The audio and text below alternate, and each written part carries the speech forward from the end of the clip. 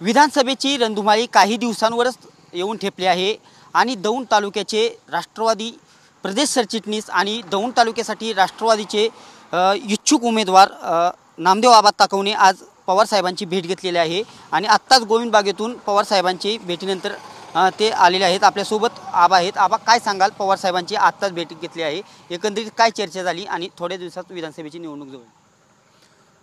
नुकताच साहेबांनी 13 जूनला दुष्काळी दौरा केला होता। त्या दौऱ्याच्या दरम्यान काही विषयांमध्ये साहेबांशी चर्चा झाली होती। त्या अनुषंगानेच आज साहेबांना भेटायला आलो होतो। पाईपलाईन लोकांना उपलब्ध करून देणं आणि त्या माध्यमातून काही तलावांना, म्हणजे विशेषतः खोर भागातील डोंबेवाडीचा तलाव, त्याचा तो पाण्याचा प्रश्न, या संदर्भात मी साहेबांना भेटायला आलो होतो। त्याच्या अनुषंगाने साहेबांना आज भेटलो। स्वाभाविकच तालुक्यातले पाऊस, वातावरण, शेतकऱ्यांची परिस्थिती यावर साहेबांबरोबर चर्चा झाली।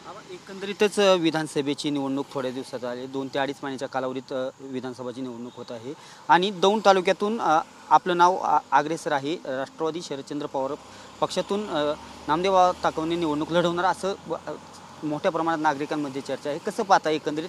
आणि आज साहेबांची देखील आपण आता असं आहे, मी इच्छुक आहे का तर नक्की आहे, पण उमेदवारी साहेब ज्यांना कुणाला देतील त्यांचं मी काम करणार। मला दिली तर आनंदच आहे, पण माझ्यापेक्षा कुणी जर चांगला असेल आणि साहेबांनी दिली, कदाचित साहेब ज्याला उमेदवारी देतील त्याच्याबरोबर मी राहणार आहे, त्यांना आम्ही दौंड तालुक्यातून निवडून आणणार आहे। मी एवढंच एक सांगतो की यावेळेस तालुक्यात तुतारीचा आमदार असणार आहे। आबा, एकंदरीत आज राज्यात भारतीय जनता पार्टीची सत्ता आहे आणि दौंड तालुक्यात देखील भारतीय जनता पार्टीचे आमदार राहुल कुल आहेत। एकंदरीत तालुक्याचे अनेक असे प्रश्न तुम्ही आत्ता साहेबांकडे घेऊन आलात, एकंदरीत याबाबतीत कुठेतरी प्रश्न रखडून राहिलेत का? त्याच्याकडे दुर्लक्ष होते का? एकंदरीत काय सांगायचे यातून आपल्याला काय मुळात तालुक्यात भाजपचा आमदार आहे, गेले 10 वर्ष तोच आमदार सिटिंग आहेत, हे जरी वास्तव असलं तर तालुक्याचे मूलभूत प्रश्न सुटले का? तर नाही। आम्ही या विषयाकडे पाहताना तालुक्यात रस्ता झाला का? तर नक्की झाला। अष्टविनायकच्या माध्यमातून झालेले रस्ते आज अपघाताचे निमंत्रण झालेत।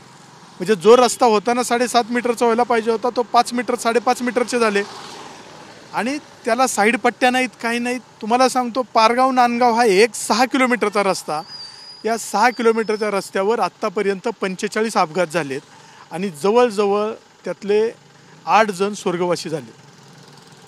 एका तुम्हाला 6 किलोमीटरची परिस्थिती सांगितली। तालुक्यामध्ये विकास कामं होत आहेत का? आता ही विकास कामं जी सरकार करते त्या विकास कामामध्ये आमदारांनी खरं तर सकारात्मक भूमिका घेतली पाहिजे। दुर्दैवानं आमदार इथं ठेकेदारी भूमिकेतून बघतात आणि त्यांच्या त्या बघण्यामुळं त्या विकास कामांचा खऱ्या अर्थानं बोजवारा उडतोय। ही दौंड तालुक्याची शोकांतिका आहे आणि ही बोलता बोलता आम्ही साहेबांच्या कानावर घातली। एकंदरीतच राज्यात भारतीय जनता पार्टीची सत्ता असून देखील आणि स्टँडिंग आमदार देखील त्याच पक्षाचे असताना देखील ही परिस्थिती का उद्भवली? का कसं पाहता? कारण गेल्या 10 वर्षात भारतीय जनता पार्टी सत्तेमध्ये आहे। भारतीय जनता पार्टीने या ठिकाणी आमदारकी देताना भारतीय जनता पार्टीच्या उमेदवाराला नाही दिली। राष्ट्रवादी ज्यांनी 2009ला राष्ट्रवादीने अधिकृत उमेदवार ज्यांना उभं केलं ते 17,000 मतांनी पडले होते, त्यांना भाजपनी उमेदवारी दिली किंवा रासपनी उमेदवारी 2014ला दिली। आम्हीच कार्यकर्ते होतो, त्यांना त्या पदावर बसवलं। अगदी 2019ला 600 मतांनी ते निवडून आले, याच्या बी मुळाशी आम्हीच होतो। कमळ या चिन्हाला तालुक्यामध्ये पहिल्यांदा निवडून आणूयात या भूमिकेतून होतो। 2019ला आमदारांनी जाहीरपणे पदाधिकाऱ्यांच्यात सांगितलं होतं, ज्या 14 ते 19 चुका झाल्या ते मी चुका सुधारेल, तालुक्यामध्ये काम हे करेल। आज 49,000 शेतकऱ्यांच्या मालकीचा भीमा सहकारी साखर कारखाना 25 वर्षाच्या भाडेकरांनी गेला, 500 कोटीचा त्याच्यामध्ये अफरातफर घडली। हे सगळं जे आमदार करतात त्या आमदारांकडं मला सांगा काय म्हणून जनता पाहत असेल? त्यामुळे एकूणच परिस्थितीमध्ये गेल्या 10 वर्षामध्ये आमचा तालुका हा आम्ही बॅकफुटवर गेलो आहे। म्हणजे 10 साल दौंड बेहाल अशी परिस्थिती आहे।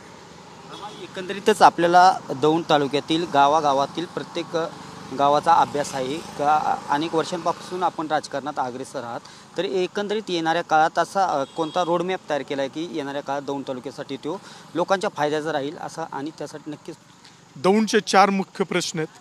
याच्यामध्ये शेतीचं पाणी, मुलांचं शिक्षण, तरुणांना रोजगार आणि भीमा सहकारी साखर कारखाना हा शेतकऱ्यांसाठी जिव्हाळ्याचा विषय. या 4 मुद्द्यावर आम्ही काम करणार आहोत आणि हे 4ही प्रश्न सोडवणार आहोत. एकंदरीतच विधानसभेच्या निवडणुकीसाठी ज्यावेळेस तिकीट होईल त्यावेळेस होईल, परंतु सद्यस्थितीत आपण तयारी सुरू केली का? तशा पद्धतीचं काय? कार्यकर्ता म्हणून तयारी अविरत असते, त्यासाठी काही वेगळी तयारी असते हा भाग नाही. जनसंपर्क हा आमचा मूळचा ही आहे, दररोज कामाचा भाग आहे. प्रश्न घेऊन संघर्ष करणं हे तर परंपरागत चालत आलं आहे. त्यामुळे याच्यासाठी वेगळं काही नाही, जे आहे तेच. आणि समाजात लोकांच्यामध्ये 1999 पासून माझ्यासारखा कार्यकर्ता काम करतो. मग दुधावर आंदोलन असेल, नाही तर विजेवर असेल, रस्त्यावर असेल, नाहीतर पाण्याच्या विषयात असेल, कधी ऊस आंदोलन असेल. आंदोलना समाजाच्या हिताचा विषय घेऊन आंदोलन केलं नाही असा विषय नाही. त्यामुळं हे नेहमीचंच आहे. आणि मला असं वाटतं की हे प्रश्न सुटले पाहिजेत. आंदोलन करणं इतपत ठीक आहे, आता हे प्रश्न सुटले पाहिजेत. त्या प्रश्न सोडवण्याच्या भूमिकेमध्ये आज आम्ही आलोत आणि त्या दृष्टीनं काम करतोय. दौंड तालुक्यात यावर्षी नक्की सत्ता बदल होईल असं आपण सांगताय, असं कितपत येणाऱ्या काळात ही परिस्थिती कशी राहील?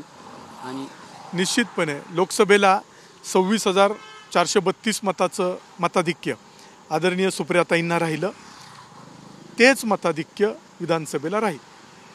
एकंदरीतच हे होते राष्ट्रवादी प्रदेश सरचिटणीस नामदेव बाबा ताकवणे. आज शरद पवार साहेबांची भेट घेतली आणि दौंड तालुक्यामध्ये मी नक्कीच इच्छुक आहे, पण पवारसाहेब ज्यांना तिकीट देतील त्यांचं आम्ही एकजुटीने आणि मनापासून काम करणार असं देखील त्यांनी यावेळी सांगितलेलं आहे. कॅमेरामॅन अभिजित पिशेसह मी दीपक कापरे, TV9 मराठी, बारामती.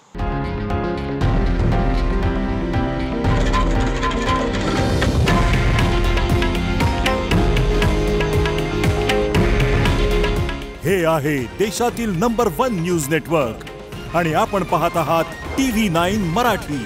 काळजी तुमची, हित महाराष्ट्राचं.